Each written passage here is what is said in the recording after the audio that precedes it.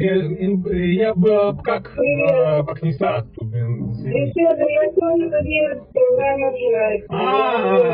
סליחה. בסדר, טוב. טוב, ביי.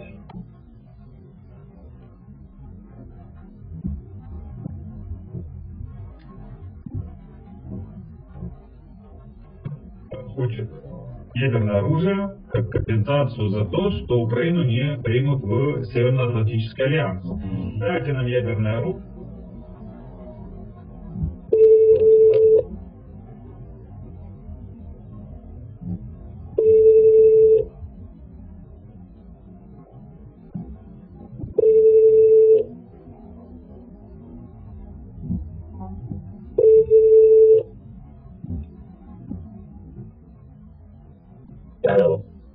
בוקר טוב, מה נשמע?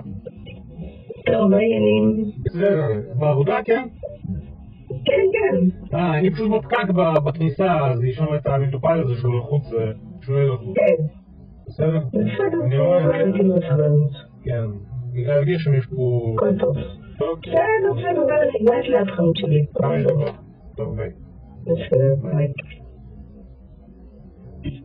Россию, российскую армию. А также Зеленский считает, что в случае, если Украину не возьмут в НАТО, Россия должна вернуть ее территорию, поскольку, по его словам, она вторглась для того, чтобы предотвратить вступление Украины в НАТО. Многие это назвали чуть ли не ультиматумом в адрес Соединенных Штатов Америки.